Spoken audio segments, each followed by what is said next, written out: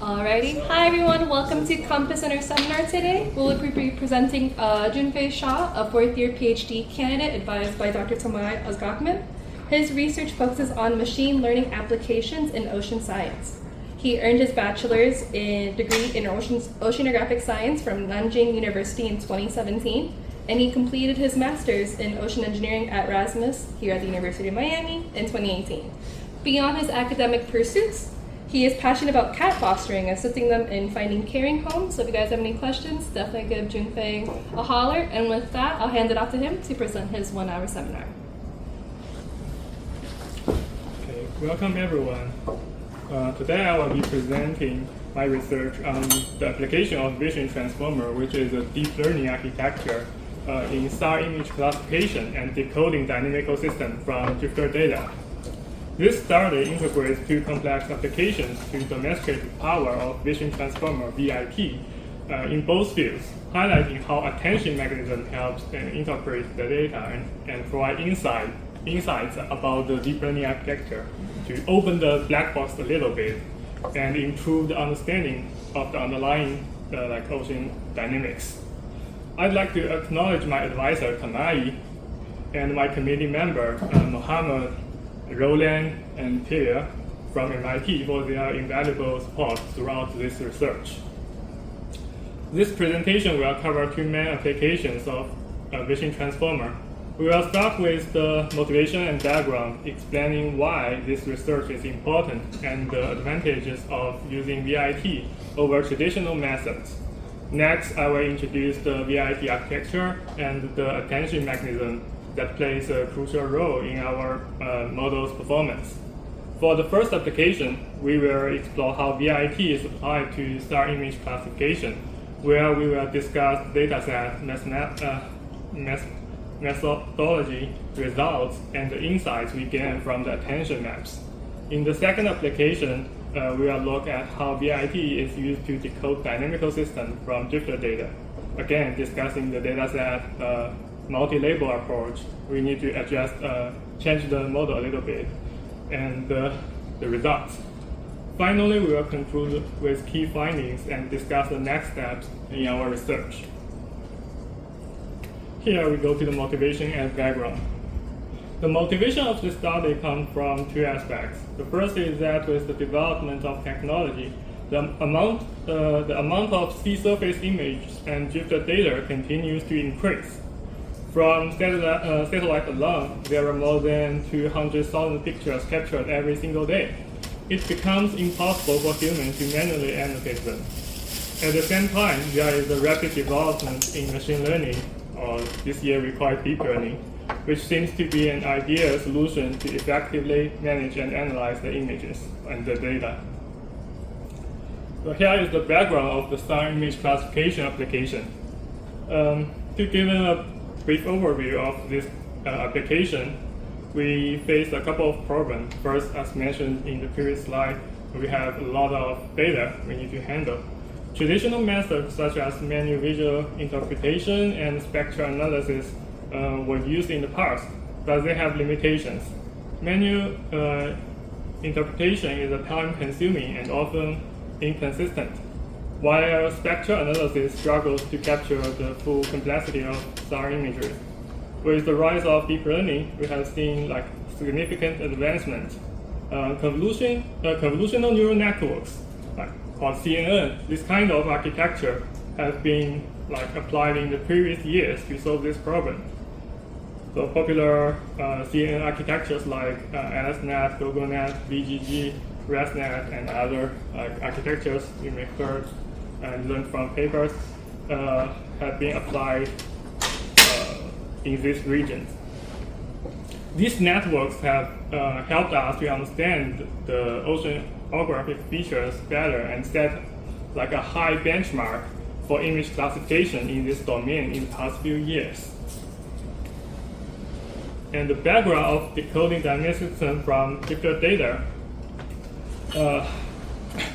One of the key problems is that it is pretty hard to identify the region of interest from drifter data. It is important, but it's pretty hard to identify the region of interest.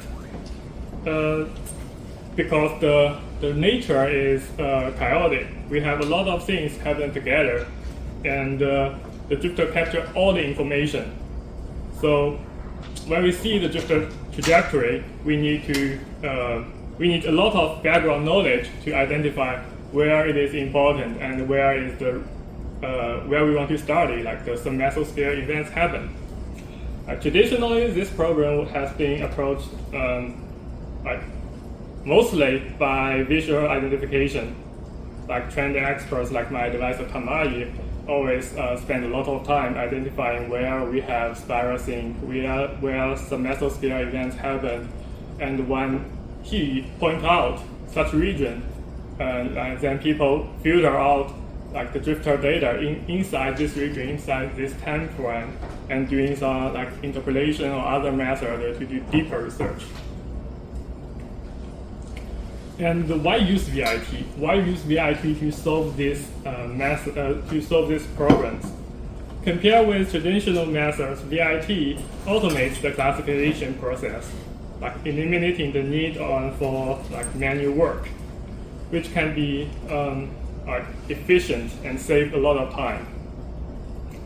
It also handles complex image structures far better than like spectral analysis and better than CNN.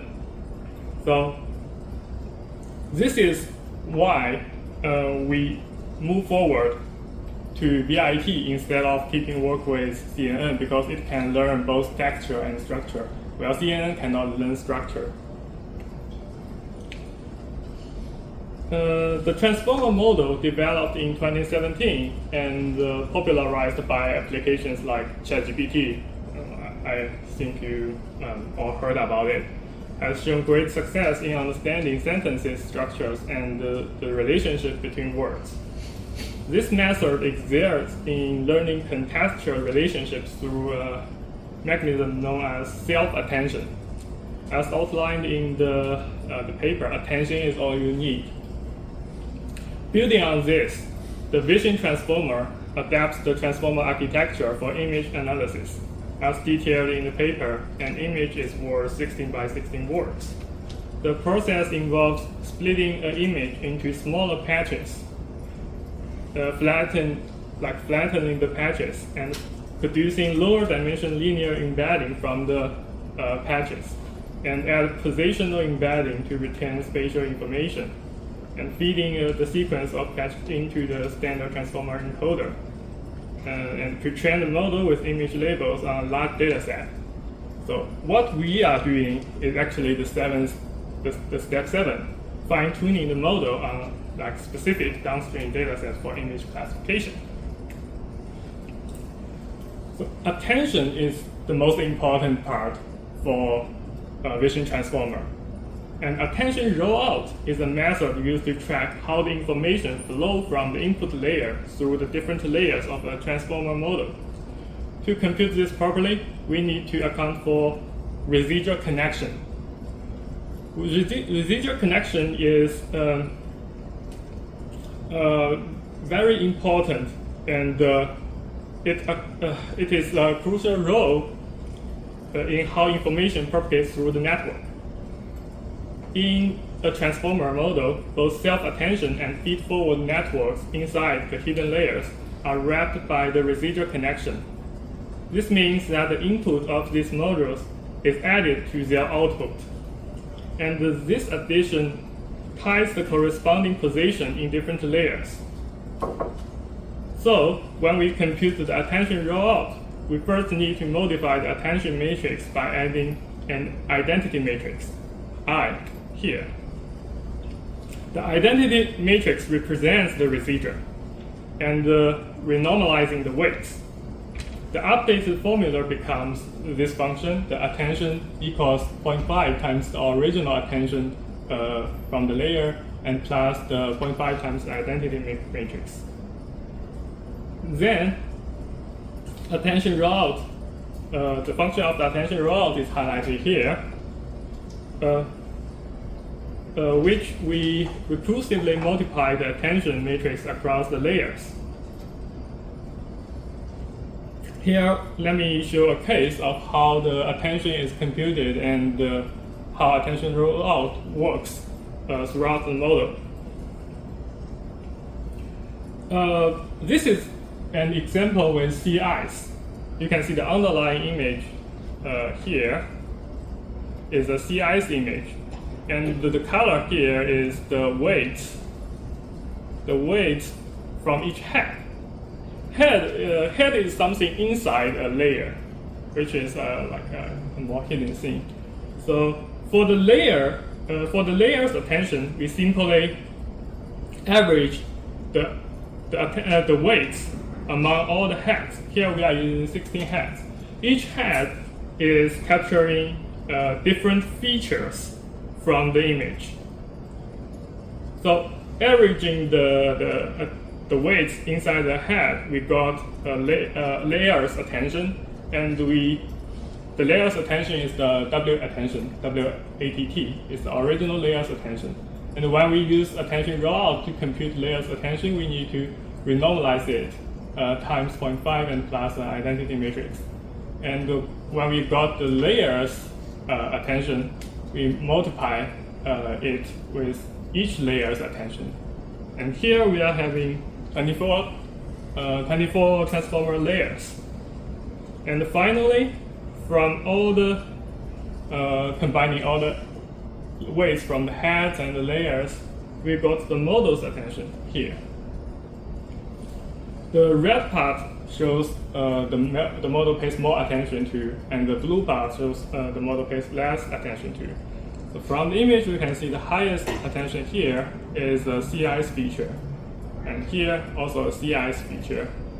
And it also shows some attention on the open water, which means when it classifies sea ice, it not only relies on the sea ice itself, but also relies on the surrounding environment.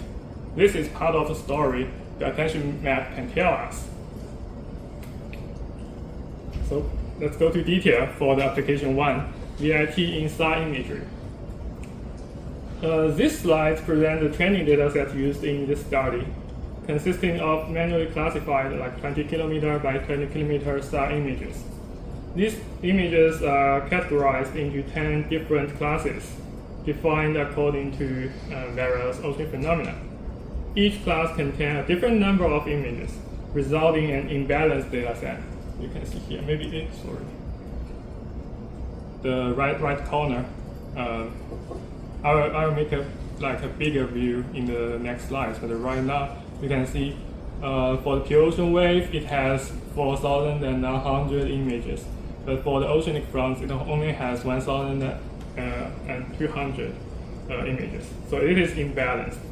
To address this challenge, we use a subsampling method, creating a sub-dataset based on the original one to make sure our model is trained effectively across all the classes, which reduce bias of the model. So, given the dataset's initial imbalance as shown in the left, some classes like icebergs, oceanic fronts are represented only with around 2,000 patches, while others like sea ice has over 4,000. To address this, we create a balanced subdataset.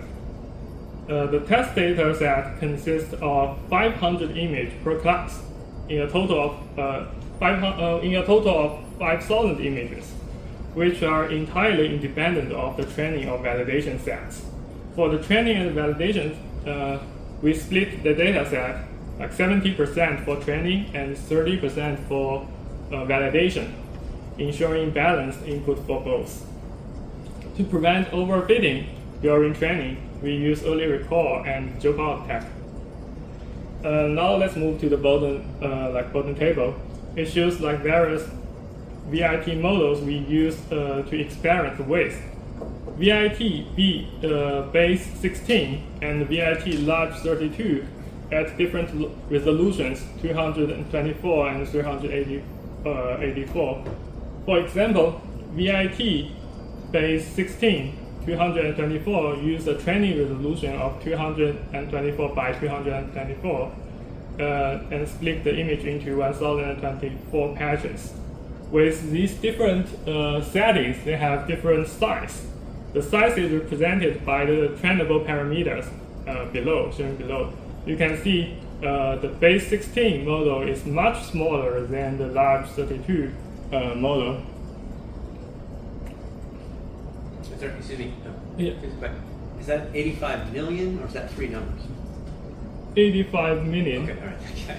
Yeah, that's a big number. Right. Well, bigger on the right, but yeah, I thought that was three different numbers. Okay, This slide, I will presenting the architecture of our customized vision transformer. Starting at the bottom, we begin with the input image, which in our case is the patches of star imagery, representing different sea surface phenomena. Here, make an example, it is just split into 9 patches, but as shown in the previous slide, we actually split our image into 1024 patches. So the first step of the process is splitting it into patches. Each patch is flattened and passed through a linear projection layer, which transforms it into a fixed length vector representation. At the same time, positional embedding are added to retain information about the spatial resolution between patches. These flattened patches, along with their positional embedding, are then fed into a transformer encoder, which is the core of the VIT architecture. The encoder is composed of multiple layers. As shown in the previous slide, we use like 24 transformer layers. In each layer, we have 16 heads. So that's the structure inside the transformer encoder. And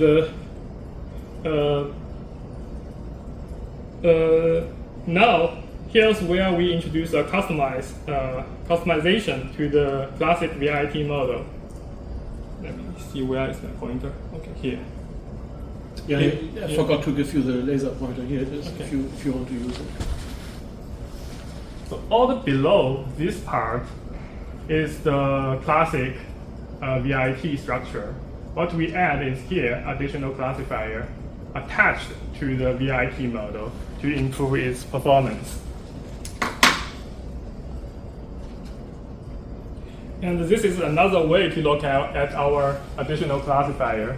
It is a simple classifier with only 7 layers, flatten the results from the VIT, then use some batch normalization, some dense, and this is fully connected feed-forward layers to improve the model's performance. And I need to mention that the total trainable parameters in our additional classifier is about 10,000, which is small compared to the original pre-trained model, which means it will not add a lot of computational cost to the training. And here is the results. As shown in the table, the overall performance across all subtests are exceptional, with F1 scores exceeding 0.95. One notable observation is the comparison between the model size and the input resolution here. Specifically, the smaller model VIT base 16 trained at a higher resolution, 384 by 384 pixels, consistently outperformed the larger model VIT large 32 trained at a lower resolution, 224 by 224 pixels. This result suggests that the training resolution plays a more critical role in enhancing the model's performance than simply increasing the model size. While the larger model contains more parameter and is more computationally expensive, the performance improvement is small, making it less cost effective.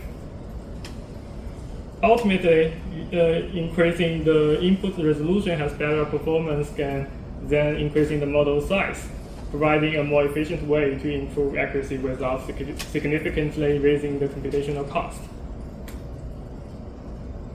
Here we use our the larger model and the larger resolution to compare with CNN.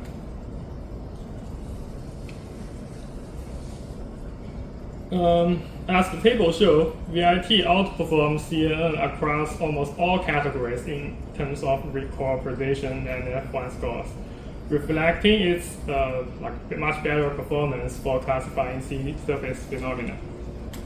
What's particularly interesting is that even when trained on a dataset that is 1/4 the size of the dataset used for CNN training, the VIT model still outperforms the CNN by a significant margin.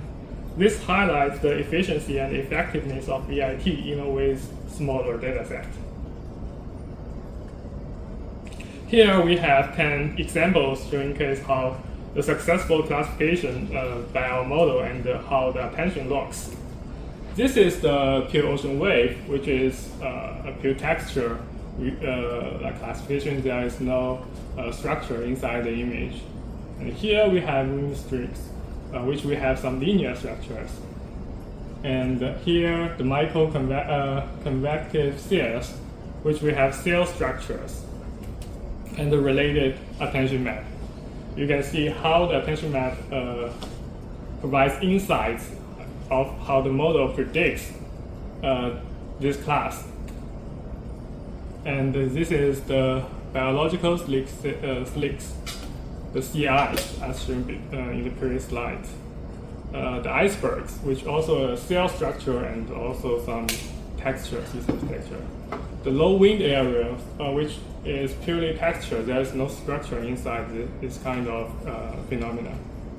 And the final two, the atmospheric front, linear structure. You can see from the attention map, the model focuses on the front, the linear front. It is more important to classify it based on this kind of structure. And the same, the oceanic front, some linear structure here. It is more clear on the original image. And here I am showing. I have a question. How does it differentiate between? I see that it's confused between atmospheric. The next one. Yeah. A bit of confused with the atmospheric front. So Yes. how does it differentiate between atmospheric front and Yeah, because the roughness of the atmospheric and the ocean is different. So you can see it also pays some attention surrounded by the front. So that's the way it classify this kind of two fronts. But you are right. Let's see the result here. It has the worst performance. See here for the atmospheric front and oceanic front compared with the other classes. So it is a hard case. I'm sorry. Yeah. So there's these 10 categories. Yes. They've been established previously. Yes. Of interest. What are you training on? In other words, I mean, you must be training on images that where it's been determined ahead of time in these categories. Yes. Where did that come from? It comes from that data set here. This data set. So this data set exists already. Yes. And it already has thousands of images that have already been identified. Yes, Okay, manually by- classified. By humans or By humans. Oh, okay.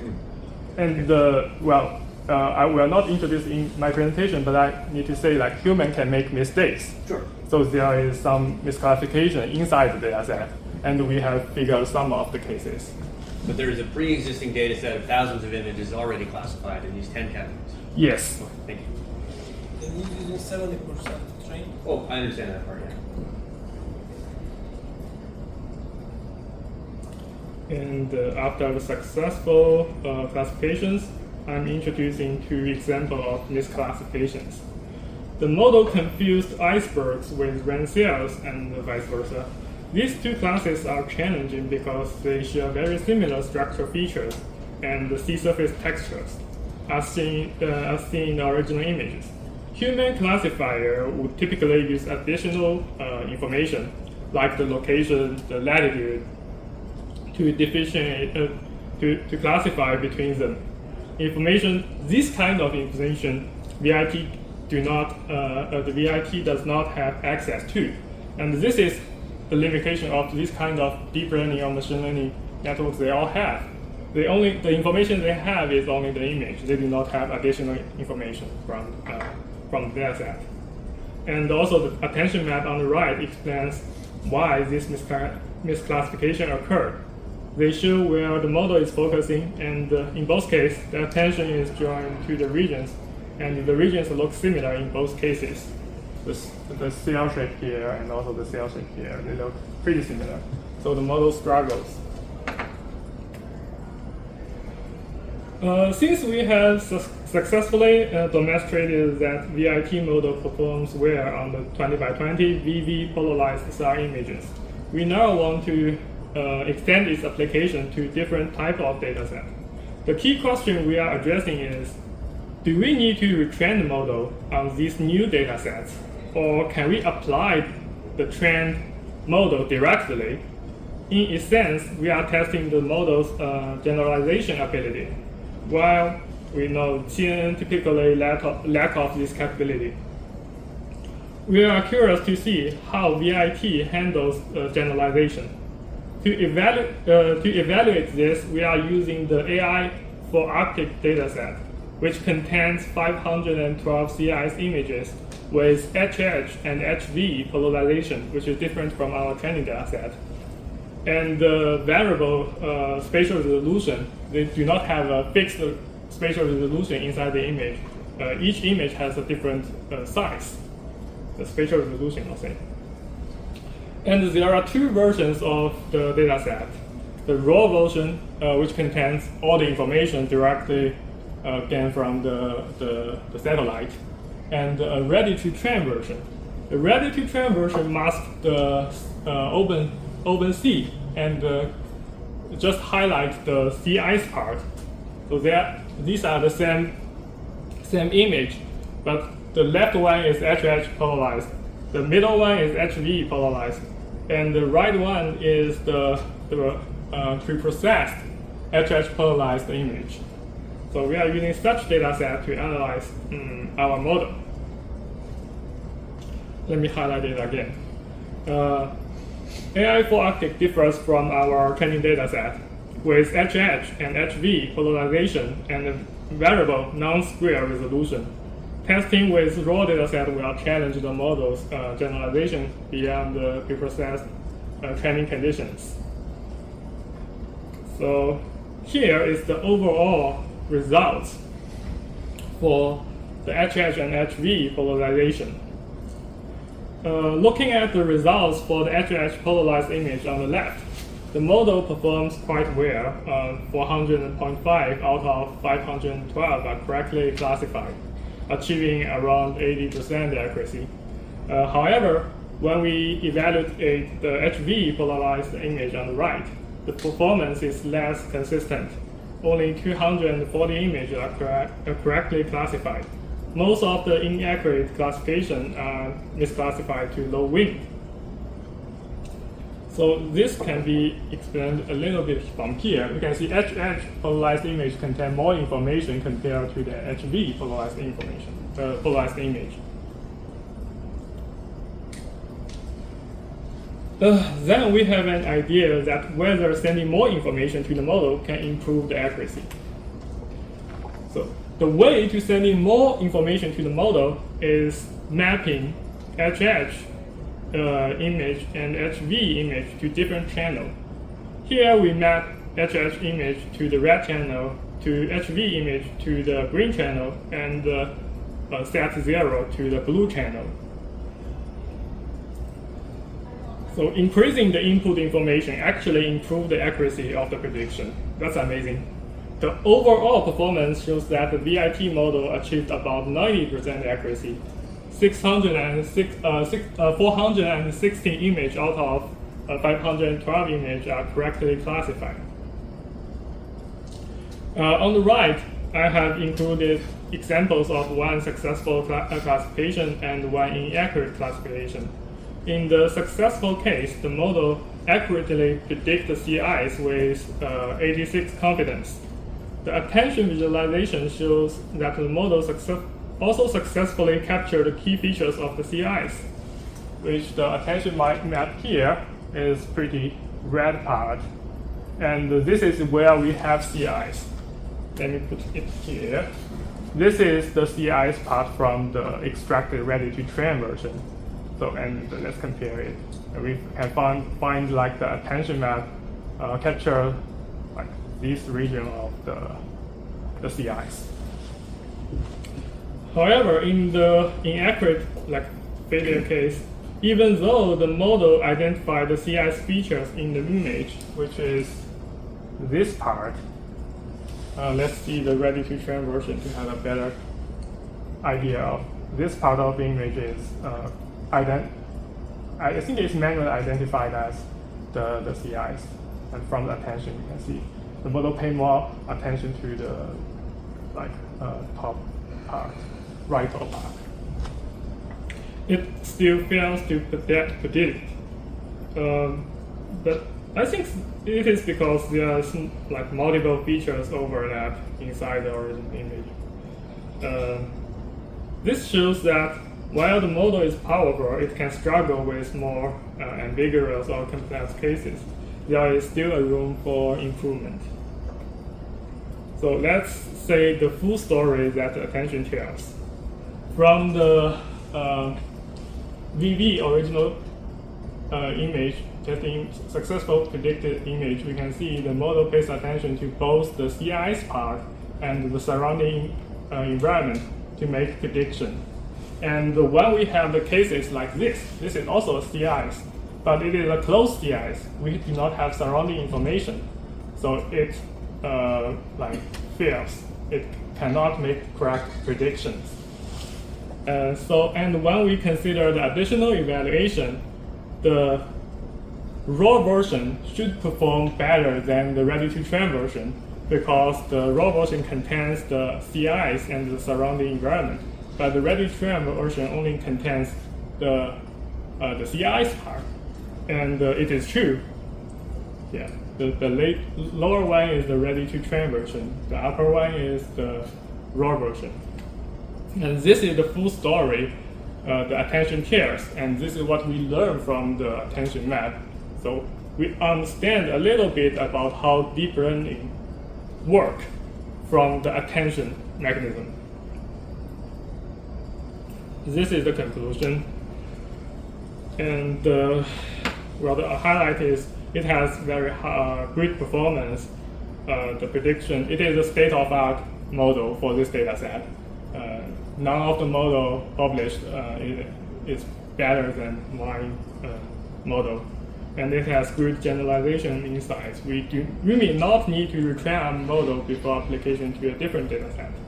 And the attention map provides very strong interpretability, offering insights into how the model makes decisions and help us understanding the black box nature of deep learning models. And before I move to the second application, do you have any questions? Yeah. I have questions. How does the model handle when, more typically, presumably, you would have a number of these features in any one image?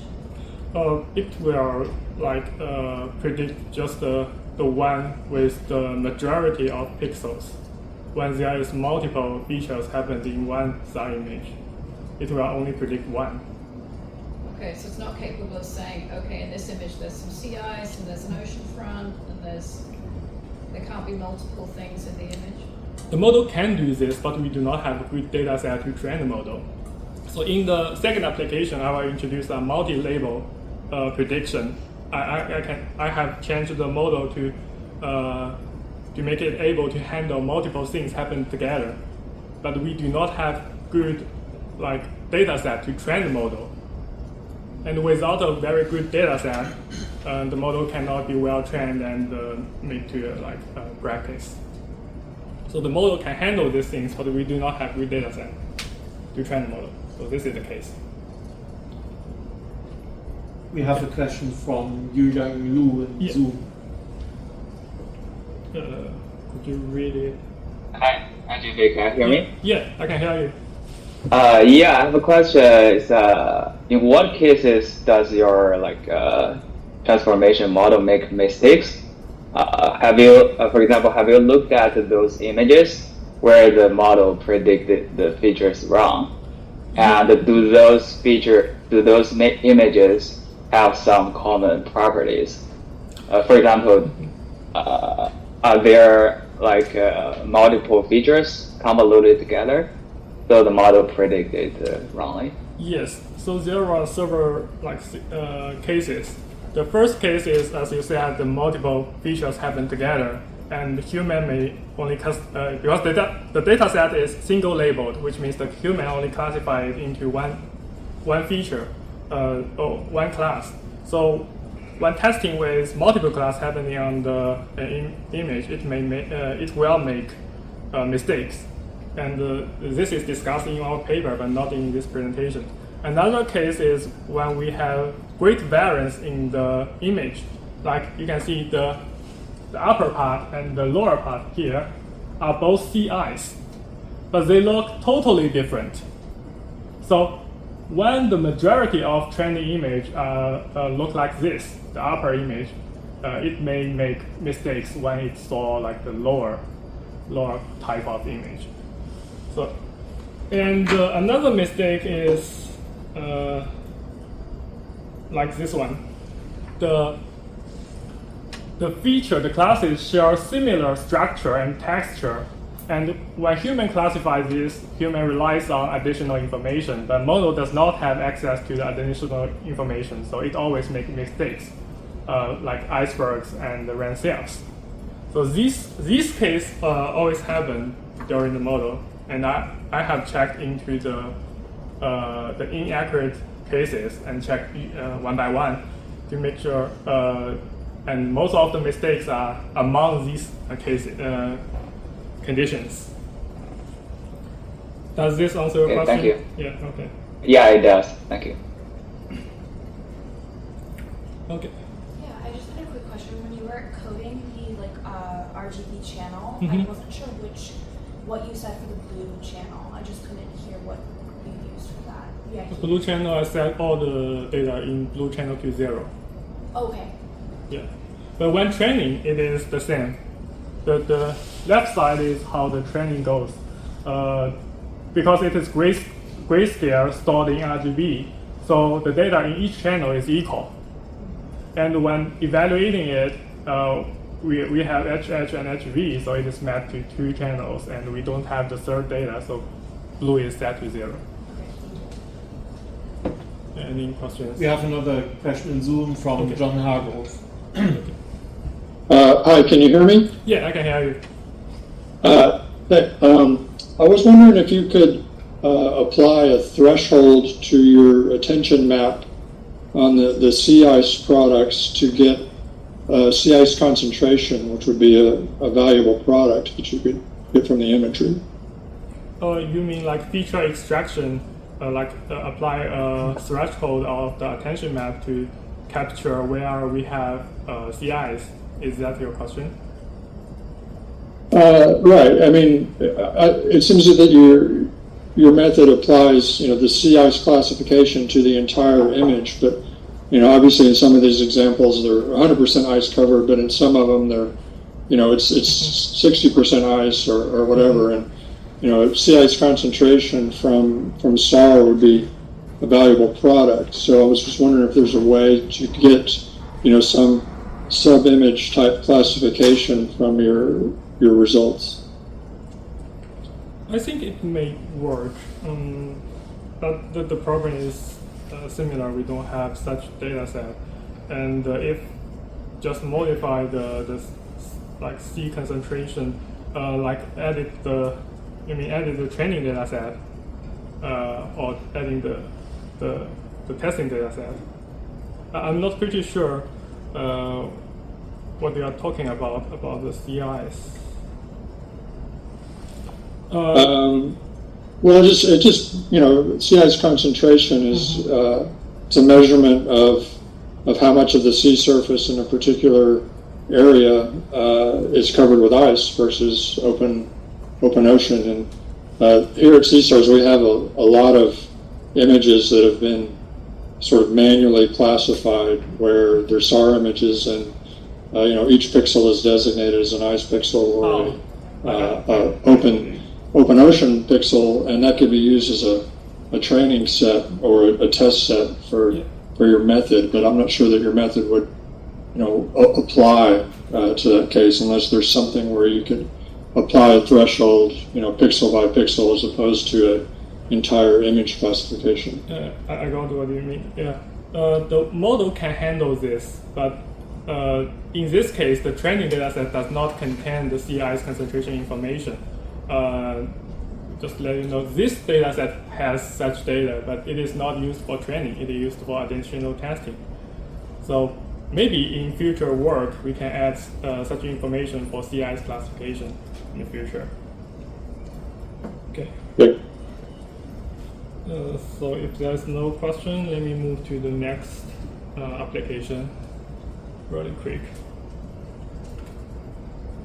So this slide provides the mathematical foundation of this application. Because in this class, we are saying we have 9 different flow regimes used for classification. And this slide provides the mathematical foundations why there is 9. It is because the gradient vector L here, changing the L, we will have without divergent and convergent, we will have 3 different regimes, and with convergent and divergent, we will have 6 additional flow regimes. And from those flow regimes, we extracted some drifter trajectories. We also include some noise. So you can see it is not a smooth line. We have introduced some noise for drifter trajectories. And this kind of data are used for training. Let the model learn what kind of underlying velocity field is beyond these drifter trajectories. And the image is simple, just the trajectory with a tail and a head.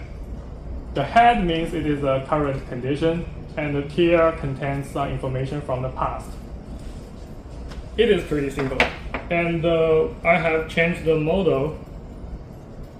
This is a classic vision transformer structure. And in this case, we need to change it to multi-label classification.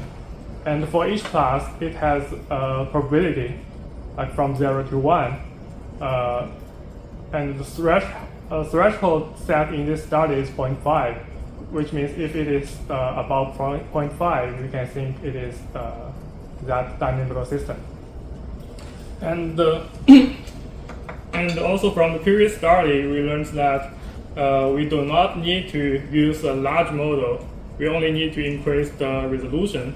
So the model used in this case is base 16 with higher resolution 384.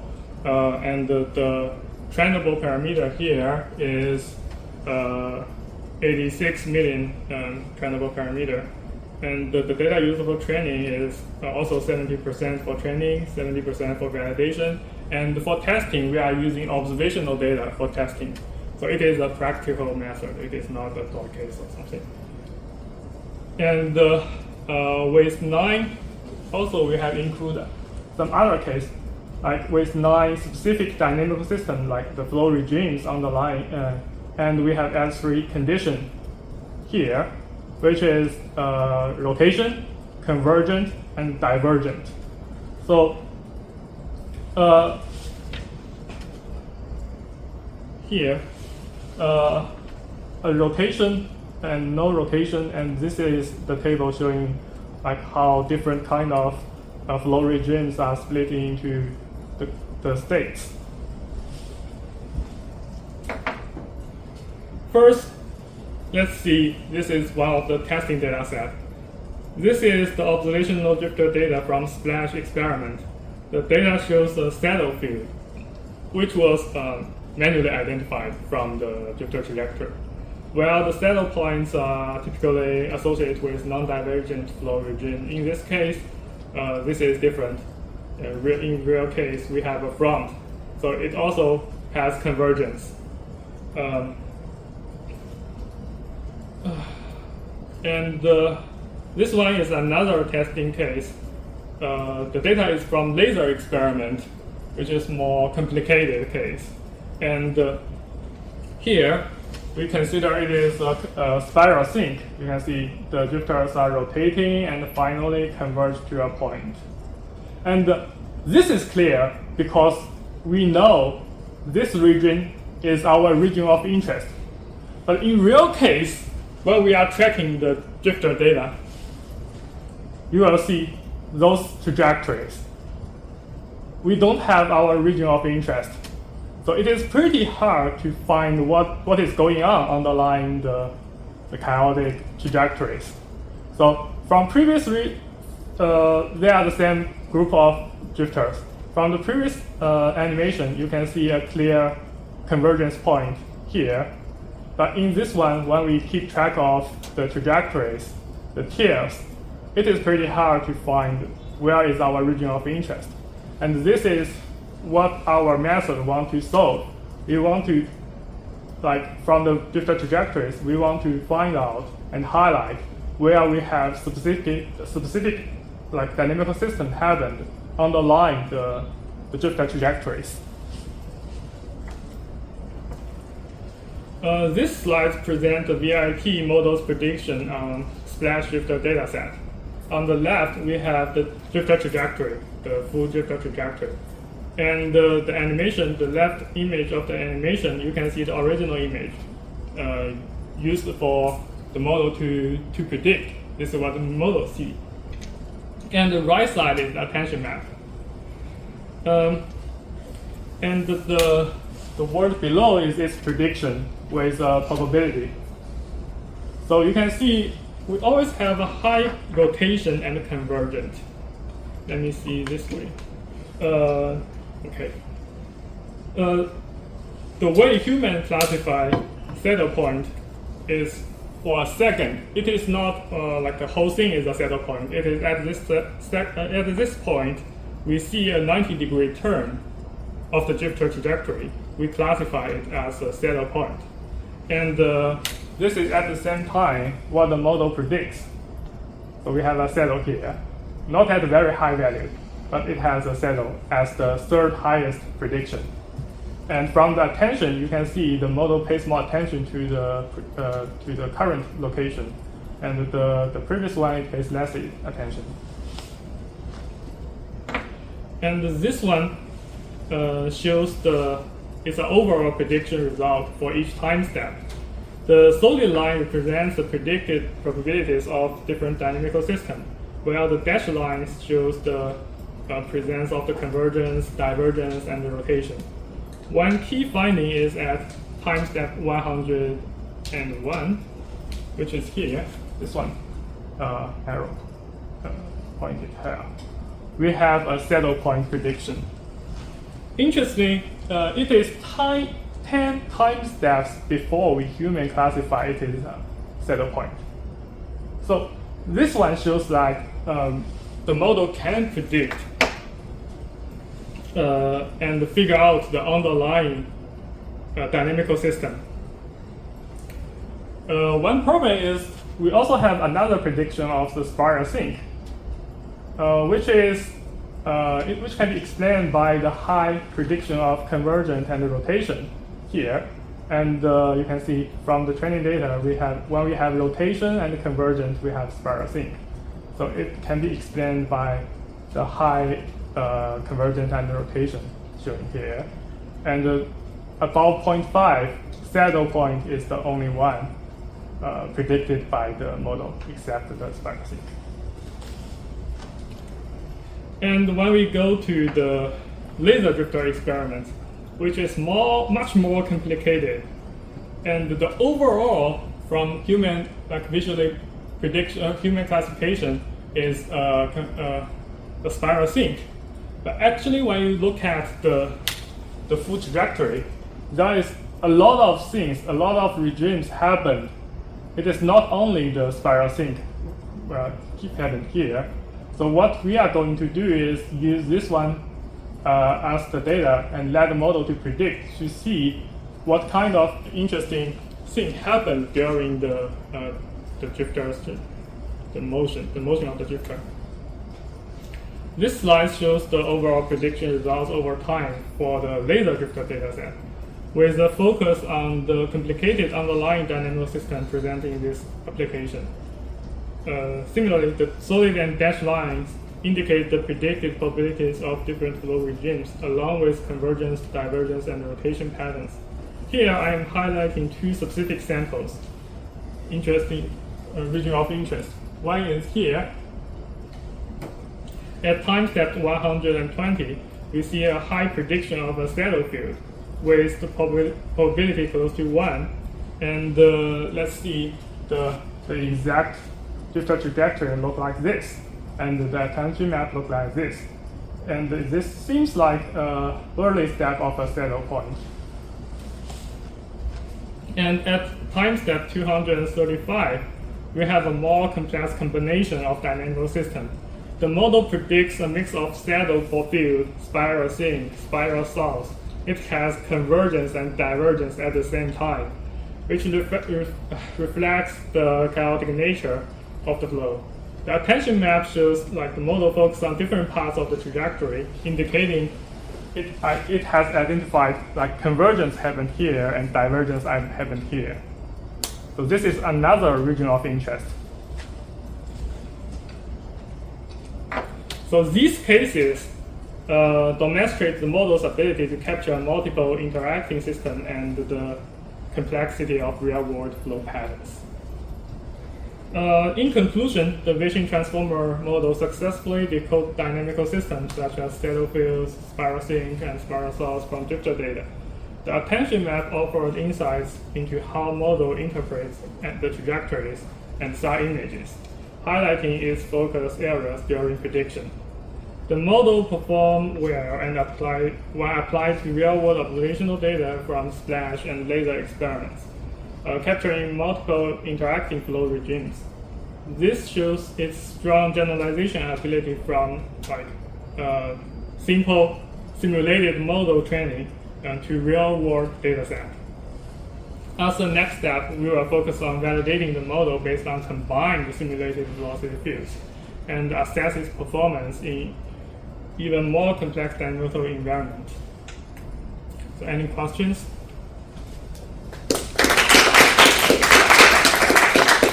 So, sorry, I have to ask again. So on the second system, yes, what are you training on? Training on this data set, this one. Sorry, that's made by people? Like again, classified by humans or? This is not classified by humans. It is generalized by functions. So this is the mathematical function of the velocity fields. And from the velocity fields, we advance the drifter trajectories and got this training data. You like randomly generated velocity fields? Like what are these velocity fields?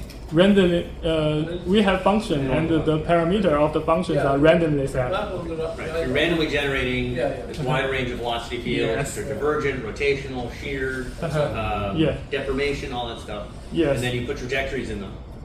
Yes. Right? And they swirl around. Yes. So you know the answer mathematically. Yes. We got it. Okay. So that's why we say there are 9 underlying regimes, because it is mathematically defined.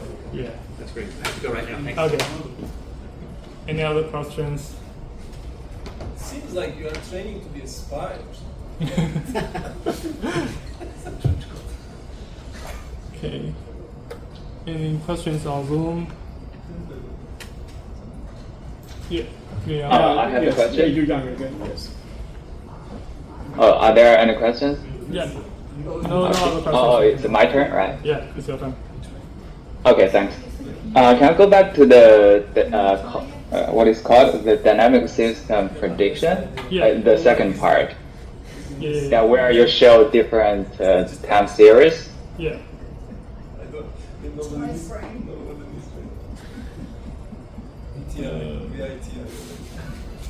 This one? Yeah, this one. I didn't quite understand it. I think it's probably my problem. So how do you know that the model is predicted the feature correctly? What is the reference to it? So first we know the overall is a saddle point. It is published in one paper, and this one, the classification of this saddle field is manually classified, visually classified by experts. And we know this is a saddle field. But the model doesn't know. All the model knows is the training data. So we apply the trained model to the complicated observational drifter data, and what we got is this one. For different time steps, it has different predictions. And for the predictions above 0.5, we only have two regimes. One is spiral sync, one is the saddle one. So spiral sync is because we have high convergence and we have high rotation. And spiral sync is correlated with the two sync. And the saddle point is the actual sync. So this one proves that the model's ability to find the region of interest. And it can capture detailed information. Human may miss some detail or small difference in the trajectory, but the model can capture all the information. And this one shows that it can predict correctly for the real ocean. Okay. Yeah, so for example, for the green line, I think it's a spiral sync, right? Yes. So let's say at time 50, it means the model predict a strong spiral sync feature. Am I right? Yes. And how do you know that model do it correctly? Did you just observe the trajectory visually? Here, I won't say the spiral sync is a correct prediction. The spiral sync occurs in this case is because we have very strong rotation and very strong convergence. The convergence occurs because the saddle is caused by a front. If we go back and see the full trajectory, you can see the drifters are moving forward, then push back. And when there is a front, there is a strong convergence. So we have strong convergence and we have very strong rotation, of course. So we have spiral sync. Well, it cannot be eliminated because they are correlated. And when we have saddle from the training data set, saddle point does not supposed to have divergent or convergent. It only has rotation. So this is the interesting part. Okay, yeah, thank you. And that's Doug. Thank you. Any questions? Okay, then thank you very much.